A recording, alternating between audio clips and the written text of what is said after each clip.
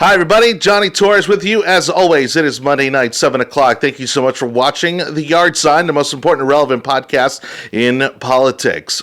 Excited to change it up a bit for this week, as you're going to be seeing more of these one-on-one interviews as we get closer to Election Day. And we want to highlight as many of our Republican and conservative candidates that are out there across the state of Florida and get to know them better and give you a reason as to why you should vote for them come November. My guest tonight is a great first one for the 2022 cycle, only because he's just done such an amazing job up in Tallahassee as a state representative, and we're going to discuss his future plans today on the show. So we'll get into all the background stuff here in just a minute, but let me welcome in state representative, or do I need to call you former now? Like, how does that work? Former state representative Nick DiCeglie. And Nick, I am terrible, and I say it all the time, I'm terrible with the district numbers. What district are you in? Yeah, so I first of all, it's great to see you. It's good to be here. I still represent District 66 and will represent District 66 through November 2022. Of course, I am running for state senate, and that election won't be until 2022. So until that time, I'll be in the Florida House. All right, that's awesome. And so I want to, first of all, before we backtrack a little bit, I want to get into this year, because you had a really particularly great year, as you would hope most legislators do after they've been in Tallahassee for some time. But go ahead and tell us a little bit about what this year was like, despite the pandemic, despite how the year started out, and certainly, kind of the amazing kind of turnaround that the legislature had this year towards the end of session. Yeah, well, it was definitely a unique legislative session. There's no question about that. We started organizational session back in November, right after the election in 2020. I was privileged to be named by the Speaker of the House as the Insurance and Banking Subcommittee chair. So immediately we were working on property insurance issues, some banking issues, but primarily our focus was on property insurance. Fast forward to the beginning of session in March, still dealing with the pandemic at that point, obviously, and I think one of the highlights that we had in the legislature was COVID-19 liability protection for business. The dealing with this first time in 100 years that we've dealt with anything like this. We needed to protect our businesses, and I'm very thankful for Governor DeSantis for really seeing the light from early on that we can't be shut down for a long period of time. We've got to open up the economy. We've got to get people back to work, and thankfully his leadership led the way, not only here in the state of Florida but across the country. On that note, you had a big win, and I want to bring this up because the job that brought me to Tampa Bay was actually the housing industry, and I know that one of the bills that you championed, and I believe just got signed by the governor, was of course one of the things that, especially here in Tampa Bay, is getting out of control, which is the local governments multiplying the impact fees on home builders and developers, and then at the same time they want to cry foul about not having affordable housing. And so, again, it just, the lack of common sense here at the local level, both at the city and the county, particularly here in Hillsborough, is just, mind-boggling. But what motivated you? I mean, I know your business is in the sanitation industry, but again, being in Tampa Bay, we've obviously seen very steady growth for a long time. What really motivated you to bring this bill across? Well, I ran an impact fee bill back in 2020, and we just kind of changed some basic stuff. We redefined the word infrastructure so that we can kind of more narrowly define, what is actually used for from impact fees. Obviously, when you have a significant amount of money, local governments tend to want to spend that in a wide number of areas, and so we had to redefine infrastructure. And then I noticed over the summer, and again, when I say summer, I'm talking about summer of 2020. So we're in the middle of this pandemic. Businesses are shut down. We're having definitions of essential and non-essential businesses and things like that. and it was, I hate to pick on Hillsborough County, but I will. I noticed on the Tampa Bay Times there was an article that talked about a 100% increase on impact fees from Hillsborough County. And then I see 160% increase in Orange County, and then I see a 300% increase in Punta Gorda area, and then in the villages, Sumter County, 75% increase in impact fees. And so I got with some of the industry leaders, home builders specifically, and I said, hey, what are your thoughts on this? What can we do to kind of slow this down? And so we came up with what I think is a great now great law.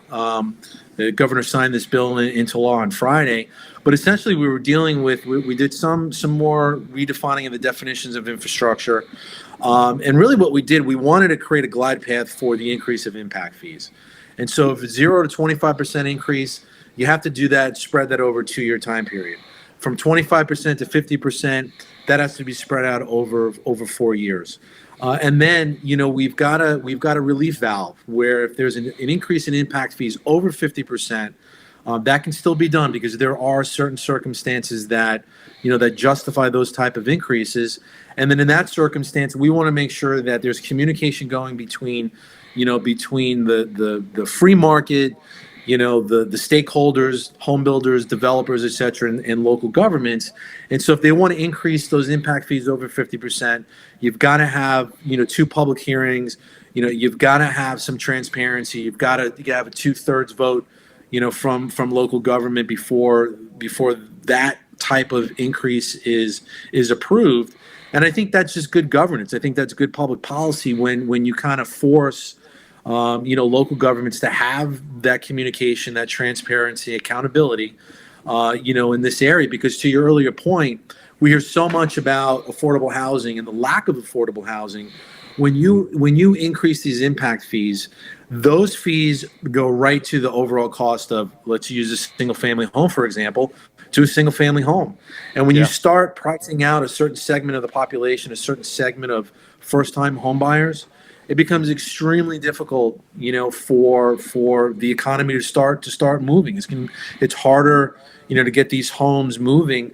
And look, we have seen all across not only the state of Florida, across this country, a significant uptick in the value of homes. And so, sorry to interrupt, but I mean, a perfect example would be, my sister who moved here less than 2 years ago, was able to purchase her first home. And then because, of the influx in the market and the demand in the market, she actually made a nice return on that first home, sold it in less than a year, and then quickly moved into her next home. But had she not done so, the timing was so narrow because what's happening here in Hillsborough County, and the impact fees were going up so quickly that the house that she purchased less than 6 months ago is now priced at $50,000 higher than what she just bought it for. Yeah, and we've had reports, for some of these municipalities that between the impact fees and mobility fees and permitting and this and that, you're talking upwards of $30,000 to $35,000 in just fees to build a new home. Right. And again, that's going to be, that's going to go right to the overall cost of the home. And again, that's not, to me, that's not good public policy. And, Hillsborough County, they said, well, we hadn't raised our impact fees in 25 years. Well, that's all fine. But, I think that there are a lot of local governments that raise their impact fees 3 to 5% per year. It's a typical CPI type of increase.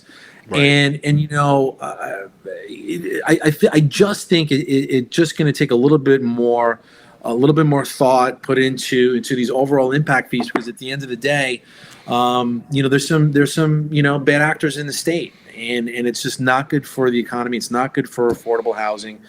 And I do think that the bill, it had 3 amendments as it went through the process, and those amendments were coming from, local counties. They were coming from municipalities. I wanted to have a balanced product here, because at the end of the day, to have good public policy, you have to have the input of the stakeholders. We did that. Certainly they weren't jumping up and down at the final product, but it was a lot better than than the bill how it was originally filed. And again, I think it's something that they're going to be able to manage. There's going to be predictability, coming from the home builders, developers, and again, Right. I think that just all makes it's common sense, which, as we know, sometimes it's far and few between in government. Well, to your point, it creates stability in the market, which can only help our real estate market long term.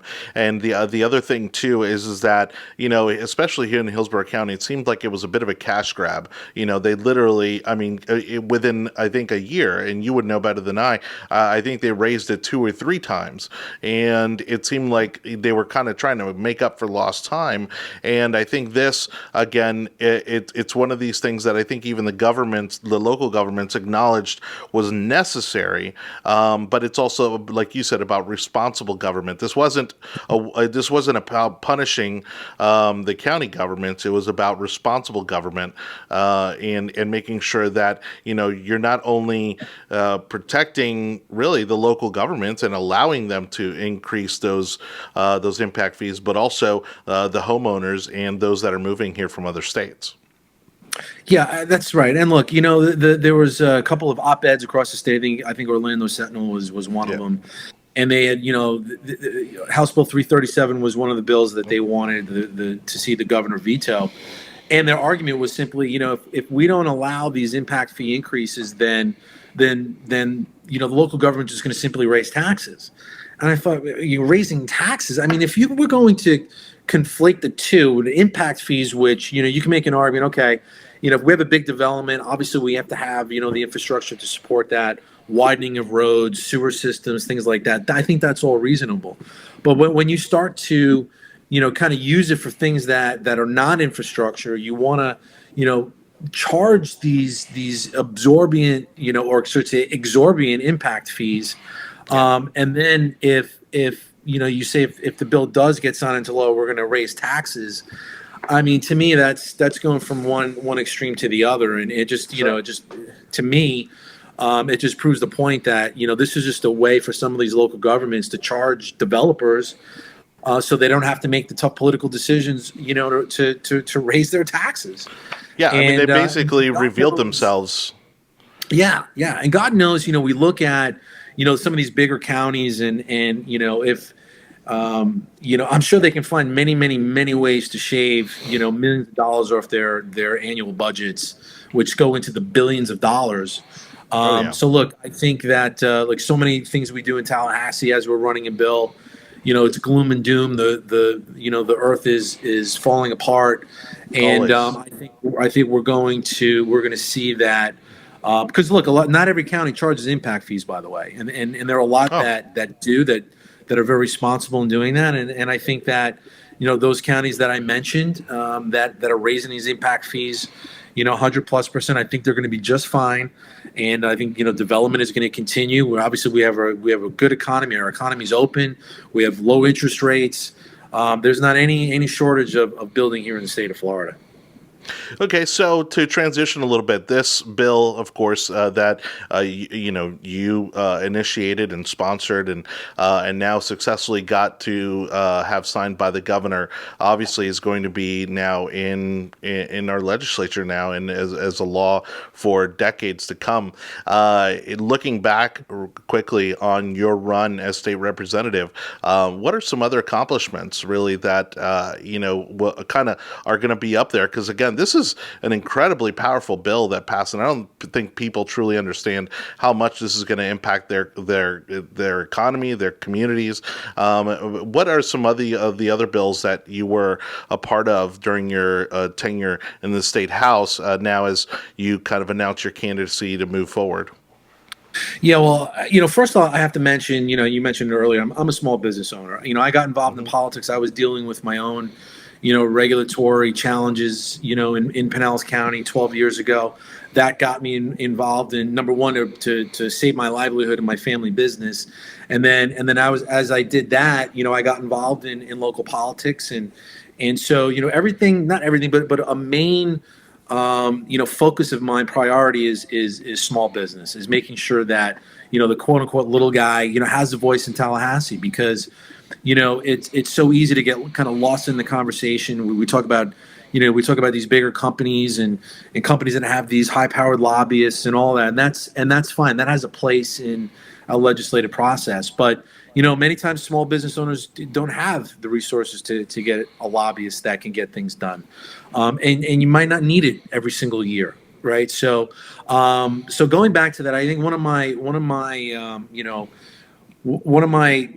I guess highlights of legislation was House Bill 5, and I'll briefly go into that because there's a couple of things I do want to discuss that I think has a broader impact of what we just did. But House Bill 5 essentially says if local government's going to raise a sales tax, you have to do it in a general election in an even numbered year in November.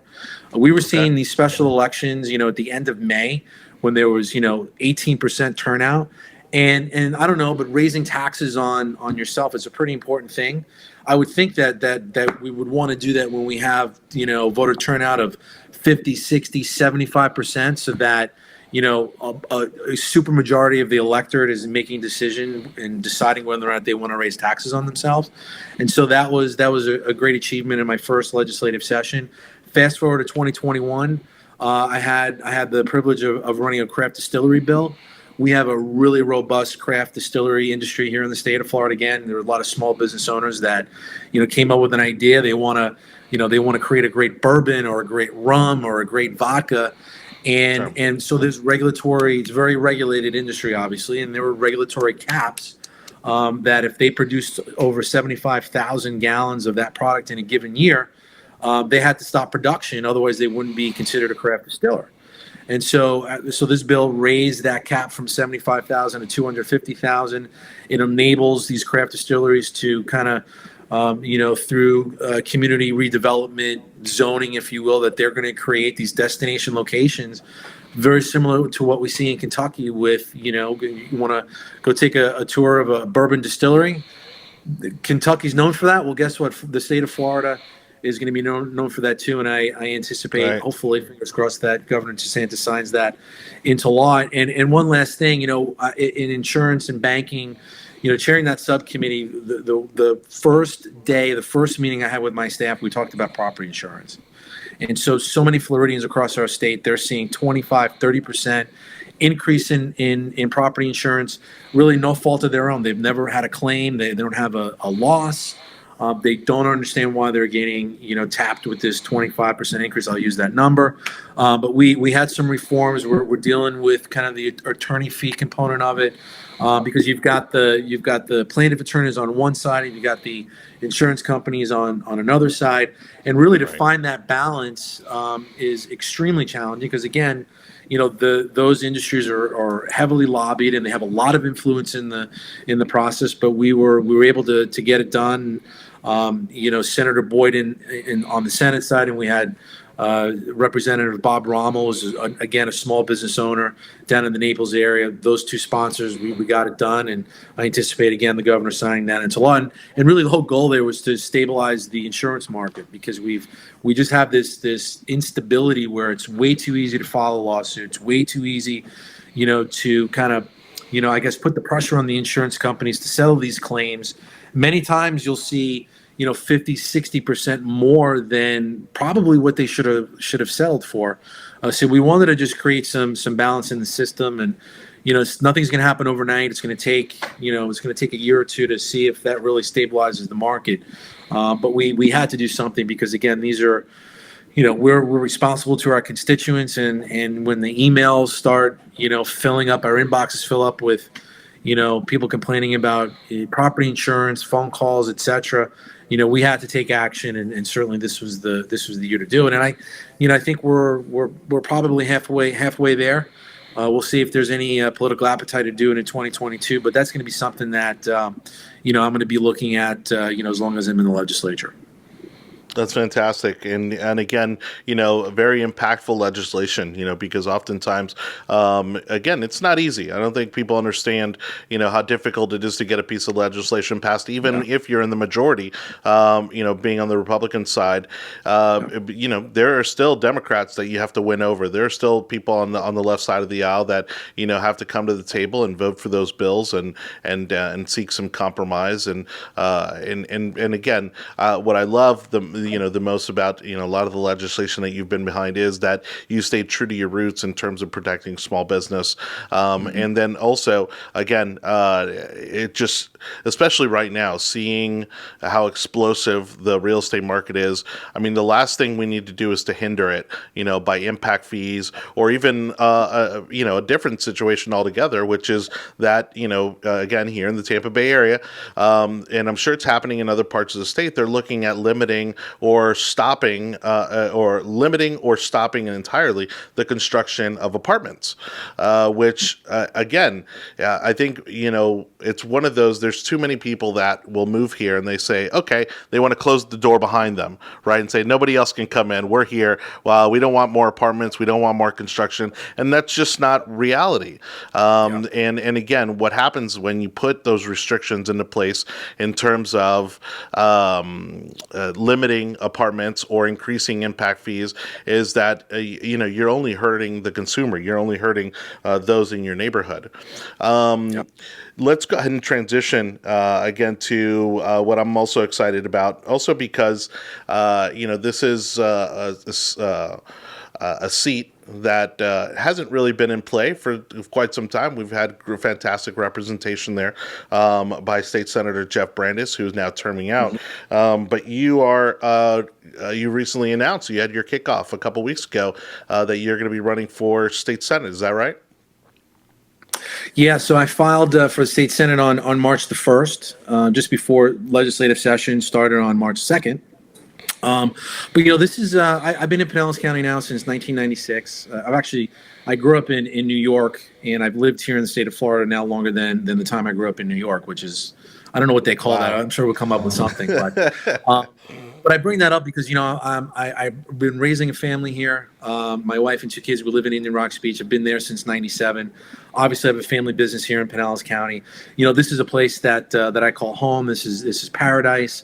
And when this seat obviously is now open, it was a tough decision for me because I've got good roots in the Florida House. I feel like I've been pretty effective for a sophomore. But looking at the rich history in Pinellas County, I wanted to take my experience in the legislature, my experience as a husband, as a dad, as a business owner. I wanted to take that to the Florida Senate. I think that the timing seems right. Obviously, we have well over a year to go, before even qualifying. But I wanted to, I wanted to get my name out there. I wanted to, have these conversations. And, and I said it when I was on the campaign trail for the Florida House. I'm kind of on a listening tour. And but now, the good news is I've got some, experience in the legislature, and I'm proud of the record that I have, and I'm proud of really the open door policy that that I bring to the table, whether it's with my constituents, which is my first priority, or even folks in the process, whether it's the lobby corps or my colleagues, regardless of our political affiliation. It's important to have that ability to work with others, because we're dealing with issues that impact 21 million Floridians, and that's nothing that any of us 160 of us can take that lightly. We can't take that lightly. And so, right. To take that to the Senate is I'm honored to have the opportunity, and I'm ready to work my tail off to earn the vote of each and every person in that district. And so far, we're off to a great start. Well, again, I think what is particularly unique, I'd say, about Tampa Bay really is that while you would think that South Florida, being having the largest population as a region, would be the most impactful, it just blows me away. The talent that we have in the legislature right here in Tampa Bay, and again, for you to have had the opportunity to stand out the way that you have, I think is a testament not only to you and your team, but also really to the unity, right? And I think the teamwork that there is in this region.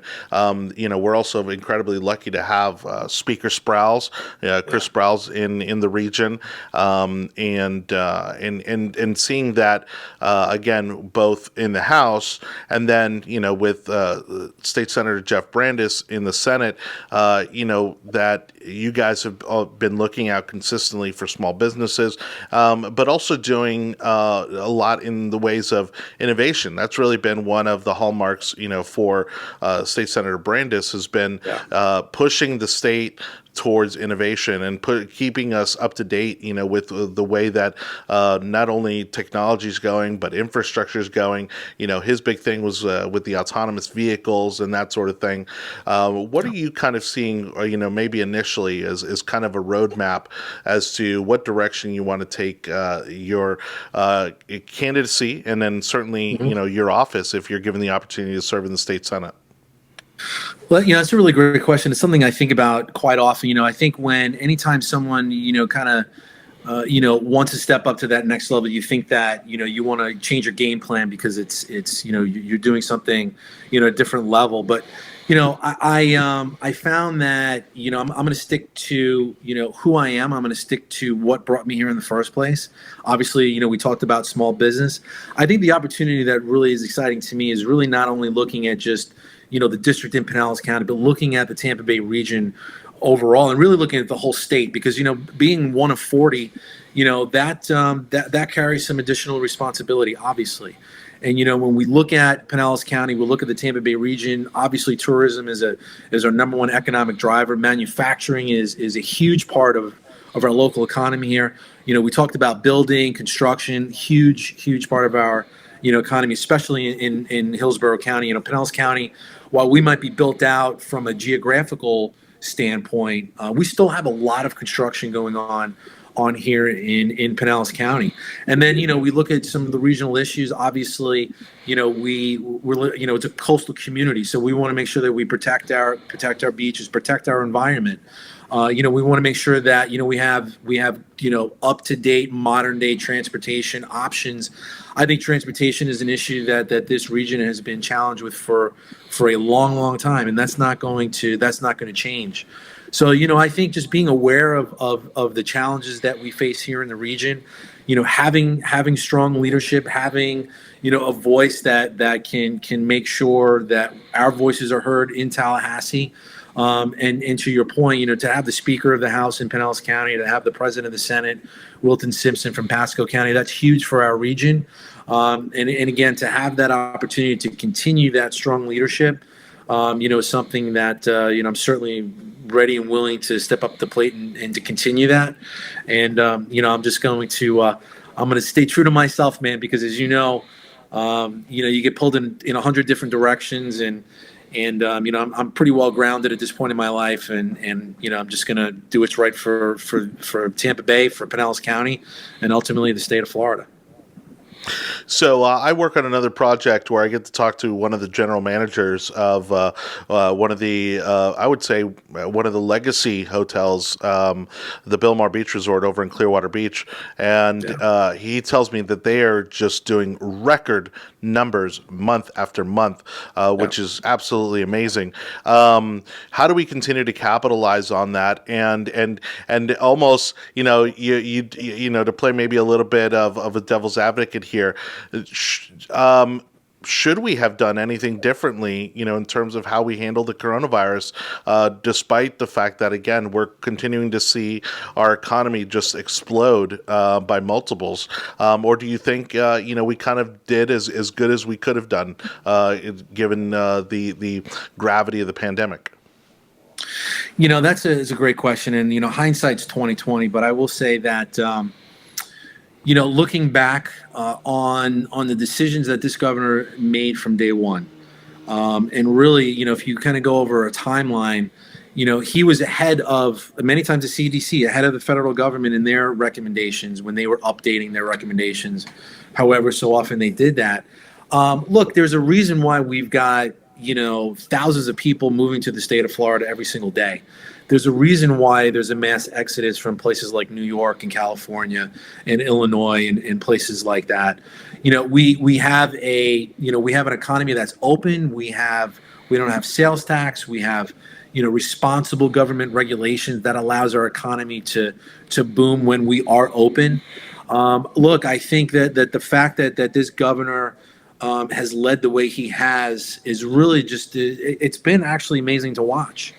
And so, and other states are following us, And so, the reason why, the tourism industry is booming is because people know they can come here and the regulations when we did have the mask ordinances, they were, they're very controversial. I get that, but I do think that people, I think about 2 months into this pandemic, people had a pretty good idea of what we need to do to protect ourselves and protect our families. Okay, it's pretty basic, pretty common sense. And so when people were looking at places to go, places that are open, places that have reasonable, regulations when it comes to COVID, Florida is the number one place. And so, again, I'm talking, even last summer, people were coming here to vacation when most of the country and the world were closed. Now, I think we're just going to, take advantage of that as the leaders of a state that's been open since day one. And look, if you look at our COVID numbers and hospitalizations, thank God we're never at the level that we were extremely concerned about from day one. And the governor just made really hard, but I think the right decisions from the get-go. And I think everybody has just really been very pleased with that for all the obvious reasons. And I'm proud to be a Floridian these days. I can tell you that. Yeah, well, and again, as you said, in Florida, we're just blessed, to have some of the key elements that have made getting through this coronavirus a possibility, which is clean air and amazing sunshine and weather year round. Two key components that I think are proven, are beginning to be proven as key factors in maintaining a healthy community. And to that note, we saw what is being called as the largest outdoor festival to happen since the pandemic began in Panama City Beach. Governor DeSantis going out there looking like Bruce Springsteen. I mean, the crowd just went nuts, right? That was just so exciting to see, and I think that is going to be a pivotal moment, not only in his career but also in the future of the state, and to show that I think one of the things that I believe Ron DeSantis has learned from President Trump is boldness in action. And so, too many times we've saw our presidents cower in the face of politics, right? When it came to issues as controversial as moving the embassy to Jerusalem, right? That one being one of the biggest ones, I would say, for President Trump. We're seeing now Ron DeSantis, I'd say he learned a lot from the Trump administration in terms of pushing back on the media when it's necessary, pushing back on the overall public narrative, in terms of decision making and leadership when necessary. And so I'm incredibly excited to see what's going to continue down the road, not only for you but for the governor over these next few years. I'm going to maybe dive into what might be the most controversial issue that is going to rear its head during your tenure in the Senate, hopefully, here very soon, is the future of the Tampa Bay Rays. And, what's going to happen?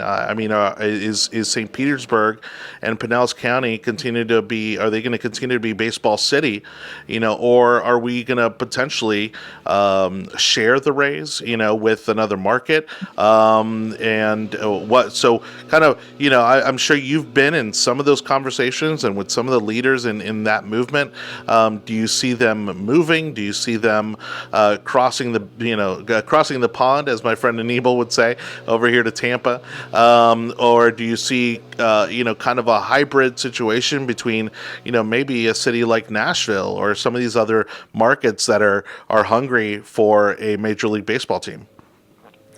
Well, number one, I will say this. I think that it's, especially in this stage we're at right now with this issue, it is extremely important for the city of St. Petersburg and the Tampa Bay Rays to have ongoing discussions, ongoing communication as to how we're going to ultimately keep the team here. Number one, in my opinion, priority in Pinellas County. Start with that. And if that's not a viable solution, then certainly in the Tampa Bay area.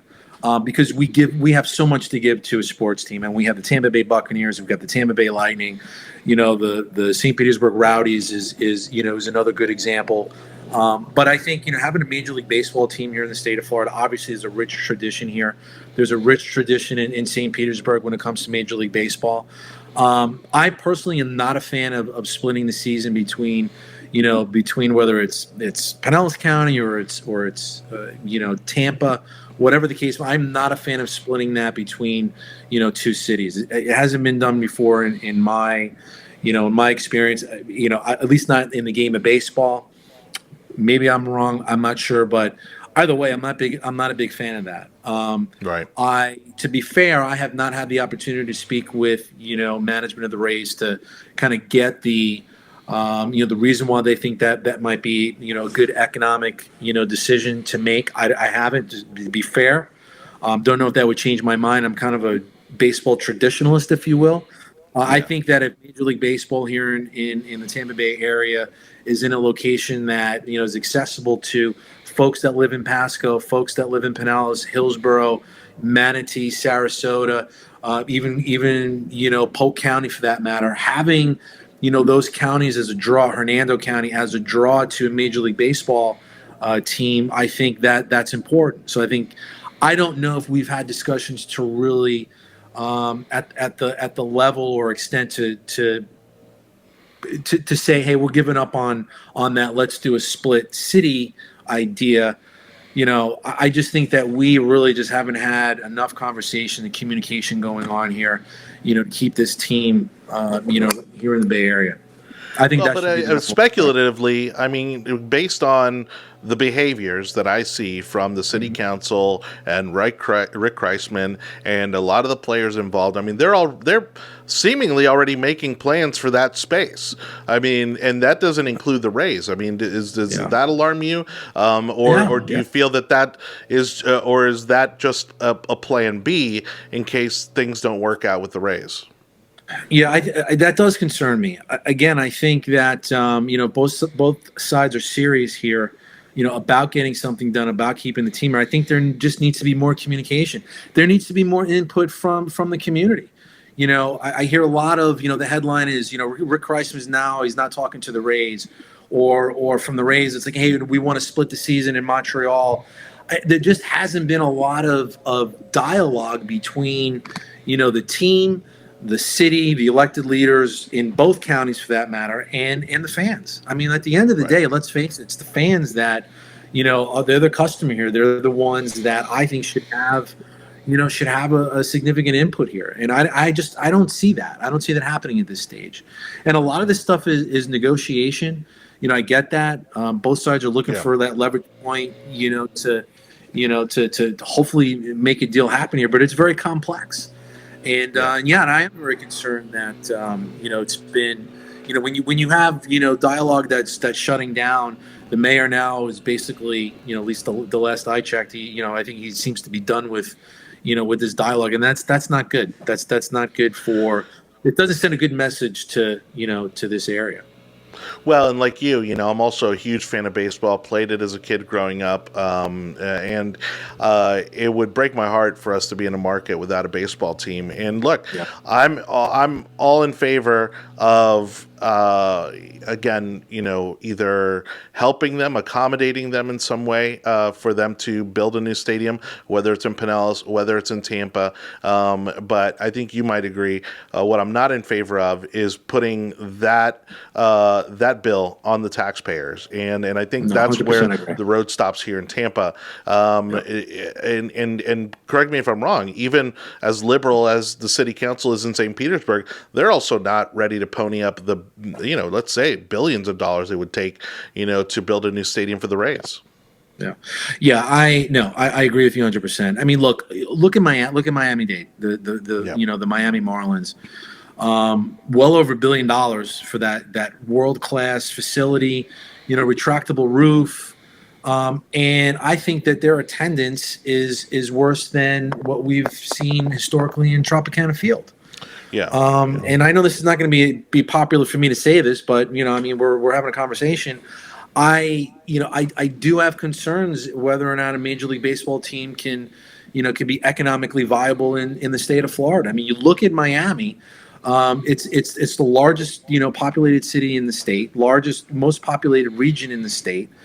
They have a large Hispanic community in Miami-Dade. They love baseball. I mean, we all do. But, they have so many different demographics that they can attract to come to, watch a Miami Marlin game. And for whatever reason, they're not. Sure. And I'm sure there's economic reasons for that. I'm not I'm not an expert in that area, but I do have some concerns there. And I think that when you have a lot of these transplants, and many of them, they don't want to change their allegiance to their team, whatever the case might be. But it's been very difficult to fill up a Major League Baseball stadium 81 times a year. I mean, it is a lot.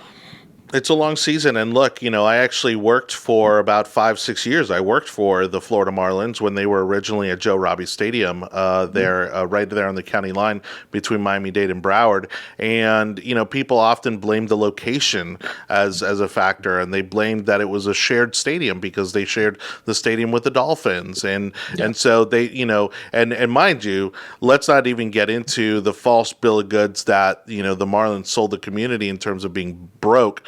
Because that obviously ended up being a huge lie. And so you have a team that really economically is maybe towards the bottom of the league in the Rays, but continue to produce amazing results, getting into the postseason as many times as they have. But again, we see, we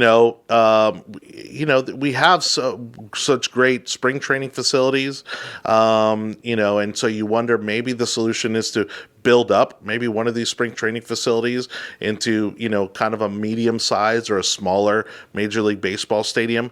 But to your point, the Bucks only have an attendance problem when they're not playing well, and thanks to Tom Brady, that's no longer the case. The Lightning are doing amazing. I mean, they couldn't squeeze in more people in there if they wanted to. I mean, the minute that they continue to open up seats, here post pandemic, I mean, they're just flying off the shelves. Obviously, we're hoping that they end up defending their Stanley Cup title. But you're right, in a state that is made for baseball, and certainly given Pinellas County's history with baseball, it's just fascinating to me that the Rays aren't able to produce the attendance numbers that you would expect, that you would think.